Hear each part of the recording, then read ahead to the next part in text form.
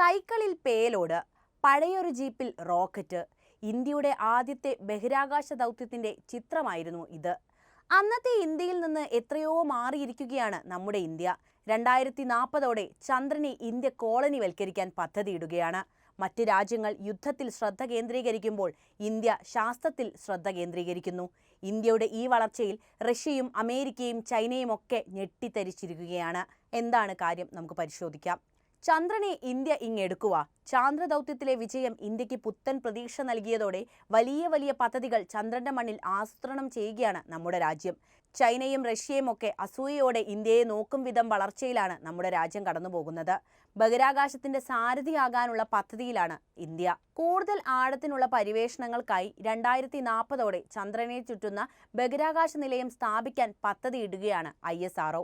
ചാന്ദ്രയാൻ ദൗത്യങ്ങളുടെ വിജയത്തിനു ശേഷം ചന്ദ്രനിലേക്ക് ബഹിരാകാശ സഞ്ചാരികളെ അയക്കുന്നത് ഉൾപ്പെടെയുള്ള പദ്ധതികൾ വിഭാവനം ചെയ്യുന്ന രാജ്യത്തിന്റെ ദീർഘകാല ചാന്ദ്ര പര്യവേഷണത്തിന് അടിത്തറയാകാൻ ഒരുങ്ങുകയാണ് പുതിയ പദ്ധതിയെന്നാണ് വിവിധ റിപ്പോർട്ടുകൾ പറയുന്നത്. ലോകരാജ്യങ്ങൾക്കിടയിൽ ചാന്ദ്ര പര്യവേഷണ രംഗത്തെ തങ്ങളുടെ സാന്നിധ്യം വ്യക്തമായി ഉറപ്പിക്കുക കൂടിയാണ് ഇന്ത്യയുടെ ലക്ഷ്യം. ചന്ദ്രയാൻ ദൗത്യങ്ങളുടെ വിജയങ്ങൾക്കു ശേഷമുള്ള രാജ്യത്തിന്റെ വിപുലമായ പര്യവേഷണ പദ്ധതികൾ പ്രധാനമായും 3 ഘട്ടങ്ങളായാണ് തിരിച്ചിരിക്കുന്നത്. ആദ്യഘട്ടം ഇതിനാവശ്യമായ സാങ്കേതിക വിദ്യകൾ വികസിപ്പിച്ചെടുക്കലും റോബോട്ടിക് ദൗത്യങ്ങളിലൂടെയുള്ള പര്യവേഷണവുമാണ്.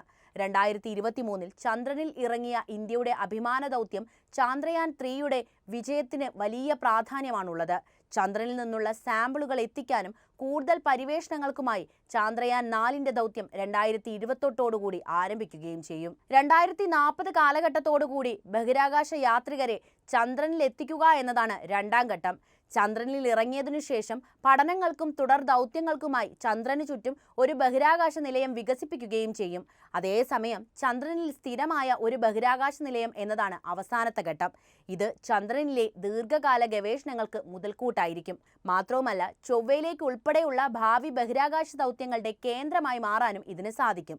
ഭാവിയിലെ ദീർഘകാല ബഹിരാകാശ ദൗത്യങ്ങൾക്കായുള്ള ലൈഫ് സപ്പോർട്ട് സിസ്റ്റങ്ങൾ വികസിപ്പിക്കാനും ഇത് സഹായിക്കും. ചന്ദ്രന്റെ വിഭവങ്ങളും ശാസ്ത്രജ്ഞർ പര്യവേഷണം ചെയ്യുകയും ചെയ്യും. ചാന്ദ്ര ബഹിരാകാശ നിലയത്തിന് പുറമെ ഭൗമഭ്രമണപഥത്തിലെ ആദ്യത്തെ ബഹിരാകാശ നിലയം നിർമ്മിക്കാനുള്ള ഒരുക്കത്തിലാണ് ഇന്ന് ISRO. ഭാരതീയ അന്തരീക്ഷ സ്റ്റേഷൻ എന്നാണിത് അറിയപ്പെടുന്നത്. സ്റ്റേഷന്റെ ആദ്യ മൊഡ്യൂള് 2028 സമാരംഭിക്കും. ചാന്ദ്ര ബഹിരാകാശ നിലയത്തിന് ആവശ്യമായ സാങ്കേതിക വിദ്യകളുടെ പരീക്ഷണശാല കൂടിയായിരിക്കും ഇത്. ചാന്ദ്ര പര്യവേഷണങ്ങളിൽ ഓസ്ട്രേലിയയുടെയും അതേപോലെ ഇന്ത്യയുടെയും സഹകരണം കൂടുതൽ ശക്തിപ്പെടുത്തുന്നതിനായി നടപ്പാക്കൽ കരാറിൽ ISROയും ഓസ്ട്രേലിയൻ ബഹിരാകാശ ഏജൻസിയായ ASA നവംബർ 20 ഒപ്പുവെച്ച് കഴിഞ്ഞിട്ടുണ്ട്. ഗഗൻയാൻ ദൗത്യങ്ങൾക്കായുള്ള സഹകരണമാണ് ഇതുവഴി ലക്ഷ്യമിടുന്നത്. മനുഷ്യരെ ബഹിരാകാശത്തേക്ക് എത്തിക്കാനുള്ള ഇന്ത്യയുടെ അഭിമാനമായ പദ്ധതിയാണ് ഗഗൻയാൻ ദൗത്യം. ദൗത്യത്തിന്റെ സഞ്ചാരപാത അനുസരിച്ച് ഓസ്ട്രേലിയൻ കടലിലായിരിക്കുമെന്നും ദൗത്യം തിരികെ ഇറങ്ങുക. ഇത്തരം സന്ദർഭങ്ങളിൽ ക്രൂ മൊഡ്യൂൾ വീണ്ടെടുക്കുന്നതിനും തിരയുന്നതിനും രക്ഷാപ്രവർത്തനത്തിനും പിന്തുണ ഉറപ്പാക്കുന്നതിനായി കൂടിയാണ് ഈ കരാർ. അതേസമയം ഏതാനും ദശകങ്ങൾക്കുള്ളിൽ ചന്ദ്രനിൽ ബഹിരാകാശ നിലയം നിർമ്മിക്കാൻ ചൈനയും ലക്ഷ്യമിടുന്നതായി റിപ്പോർട്ടുകൾ വന്നിട്ടുണ്ട്. ചൈനയുടെ ബഹിരാകാശ ദൗത്യങ്ങളുടെയും ഗവേഷണങ്ങളുടെയും ഭാഗമായി China Academy of Sciences, China National Space Administration, China Man Space Agency എന്നിവരാണ് പദ്ധതികളും ലക്ഷ്യങ്ങളും പ്രഖ്യാപിച്ചത്. 2028 മുതൽ 2035 വരെയുള്ള പദ്ധതികളുടെ 2ാം ഘട്ടത്തിലായിരിക്കും ചൈനയുടെ ചാന്ദ്രനിലയം ഒരുങ്ങുന്നത്. മനുഷ്യനെ ചന്ദ്രനിലെത്തിക്കാനുള്ള പദ്ധതികളും മറ്റു ഗ്രഹങ്ങളുടെ പര്യവേഷണ പദ്ധതികളും ചൈനയും ലക്ഷ്യമിടുന്നുണ്ട്. അതായത് ഇന്ത്യയും ചൈനയും തമ്മിലുള്ള ഒരു മത്സരം തന്നെയാണ് ഈ രംഗത്ത് ഇനി വരാൻ പോകുന്നത്. ഇന്ത്യയെ സംബന്ധിച്ച് ബഹിരാകാശ ഗവേഷണ രംഗത്തെ സുപ്രധാന പല നേട്ടങ്ങൾക്കും സംഭവ വികാസങ്ങൾക്കും സാക്ഷിയായ വർഷമായിരുന്നു 2023. വിവിധ രാജ്യങ്ങളുടെ ബഹിരാകാശ ഏജൻസികളും സ്വകാര്യ കമ്പനികളും ബഹിരാകാശ മേഖലയിൽ കൂടുതൽ സജീവമാവുകയും മഹത്തായ നേട്ടങ്ങൾ കൈവരിക്കുകയും ചെയ്തത് ഈ കാലഘട്ടത്തിൽ തന്നെയായിരുന്നു. ചാന്ദ്രയാൻ 3ന്റെ വിജയവും നിർമ്മാണത്തിലിരിക്കുന്ന ലോകത്തെ ശക്തിയേറിയ റോക്കറ്റായ സ്റ്റാർഷിപ്പിന്റെ വിക്ഷേപണങ്ങളും സ്വകാര്യ ബഹിരാകാശ ഏജൻസിയായ SpaceXന്റെ മുന്നേറ്റം എന്നിവയെല്ലാം ആ വർഷത്തെ മികച്ച നേട്ടങ്ങൾ തന്നെയാണ്. എന്നാൽ ഇന്ത്യയോളം മധുരമുള്ള ഒരു നേട്ടവും 2023 മറ്റ് രാജ്യങ്ങൾക്ക് സ്വന്തമാക്കാൻ കഴിഞ്ഞില്ല എന്നതാണ് വസ്തുത. നിരന്തരം പണിയെടുക്കുന്നവന്റെ സ്വപ്നം ഫലിക്കുമെന്ന് പറയാറുള്ളത് പോലെ ഒരു സുപ്രധാന ഏടായിരുന്നു അന്ന് ബഹിരാകാശ ചരിത്രത്തിൽ നമ്മുടെ രാജ്യം എഴുതി ചേർത്തത്. 2023 ഓഗസ്റ്റ് 23 ചാന്ദ്ര ദൗത്യമായ ചന്ദ്രയാൻ 3ന്റെ വിക്രം ലാൻഡർ ചന്ദ്രന്റെ ദക്ഷിണ ധ്രുവത്തിനടുത്തുള്ള പ്രദേശത്ത് സുരക്ഷിതമായി ഇറക്കാൻ ഇന്ത്യക്ക് സാധിച്ചു. ഇതോടെ ചന്ദ്രനിൽ പേടകമിറക്കുന്ന 4ാമത്തെ രാജ്യമായി ഇന്ത്യ മാറി. 14 ദിവസം മാത്രം നീണ്ടുനിന്ന ദൗത്യത്തിൽ സുപ്രധാനമായ പല വിവരങ്ങളും ചിത്രങ്ങളും ശേഖരിക്കാൻ വിക്രം ലാൻഡറിനും പ്രഗ്യാൻ റോവറിനും സാധിച്ചിട്ടുണ്ട്. ദക്ഷിണ ധ്രുവത്തിനടുത്ത പ്രദേശത്ത് നിന്ന് ആദ്യമായി സൾഫറിന്റെ സാന്നിധ്യം കണ്ടെത്തിയത് ചന്ദ്രയാൻ 3 ദൗത്യത്തിലൂടെ ഇന്ത്യ തന്നെയാണ്. ഒപ്പം പ്രദേശത്തെ മണ്ണിന്റെയും ജലസാന്നിധ്യത്തെയും കുറിച്ചുള്ള വിവരങ്ങൾ ശേഖരിക്കാനും ദൗത്യത്തിലൂടെ ഇന്ത്യക്ക് സാധിച്ചു. ബഹിരാകാശ രംഗത്ത് ഇന്ത്യയുടെ പ്രാപ്തി എത്രത്തോളം ഉണ്ടെന്ന് ലോകത്തിന് മുന്നിൽ വ്യക്തമാക്കുകയാണ് ചന്ദ്രയാൻ 3 ചെയ്തത്. ചന്ദ്രനിൽ ലാൻഡ് ചെയ്യാൻ സങ്കീർണമായ ഒരു സ്ഥലത്ത് പേടകം ഇറക്കാൻ ഇന്ത്യക്കായി. ഇന്ത്യയേക്കാൾ വലിയ രാജ്യമായിരുന്നിട്ട് കൂടി ഇതേ ദൗത്യത്തിൽ റഷ്യയ്ക്ക് സംഭവിച്ച പരാജയം ഇന്ത്യയുടെ വിജയത്തിന് അല്പം കൂടി മധുരം നൽകുന്നതാണ്. റഷ്യൻ ബഹിരാകാശ ഏജൻസിയായ റോസ്കോസ്മോസിന്റെ ലൂണാർ ലാൻഡർ ദൗത്യമായിരുന്നു ലൂണ 25. 47 വർഷങ്ങൾക്ക് ശേഷമുള്ള സോവിയറ്റ് കാലത്തിന് ശേഷമുള്ള റഷ്യയുടെ ആദ്യ ചാന്ദ്ര ദൗത്യമായിരുന്നു അത്. 2023 ഓഗസ്റ്റ് 10 സോയൂസി 2.1B റോക്കറ്റിൽ വിക്ഷേപിച്ച ലൂണ 25 ഇന്ത്യയുടെ ചന്ദ്രയാൻ 3 ഇറങ്ങുന്നതിന് മണിക്കൂറുകൾക്ക് മുമ്പായി ചന്ദ്രനിൽ ഇറങ്ങാനാണ് ലക്ഷ്യമിട്ടത്. ജൂലൈയിൽ വിക്ഷേപിച്ച ചന്ദ്രയാൻ 3 ഈ സമയം ചന്ദ്രനോട് അടുത്തുകൊണ്ടിരിക്കുകയായിരുന്നു.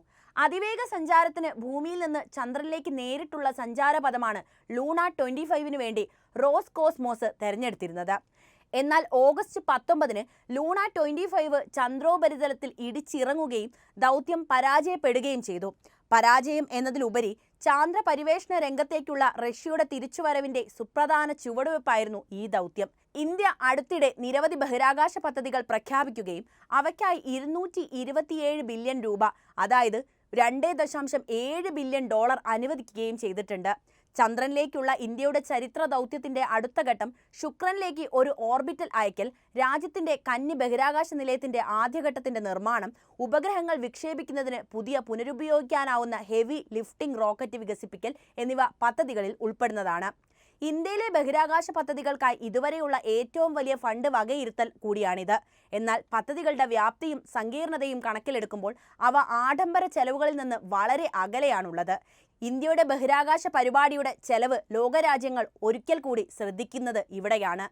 ഇന്ത്യൻ സ്പേസ് റിസർച്ച് ഓർഗനൈസേഷന്റെ ചന്ദ്രൻ, ചൊവ്വ, സൗരോർജ്ജ ദൗത്യങ്ങൾ എന്നിവയ്ക്ക് എത്രമാത്രം ചിലവ് വന്നു എന്നതിൽ ലോകമെമ്പാടുമുള്ള വിദഗ്ധർ അത്ഭുതപ്പെട്ടു കഴിഞ്ഞു. ചൊവ്വയുടെ ഭ്രമണപഥമായ മംഗൾയാനിൽ $74 ബില്യൺ, കഴിഞ്ഞ വർഷത്തെ ചരിത്രപ്രസിദ്ധമായ ചന്ദ്രയാൻ 3-ന് $75 മില്യൺ ഇന്ത്യ ചെലവഴിച്ചിട്ടുണ്ട്. സയൻസ് ഫിക്ഷൻ ത്രില്ലറായ ഗ്രാവിറ്റിക്കായി ചെലവഴിച്ച തുകയാകട്ടെ 100 മില്യണിൽ താഴെയാണ്.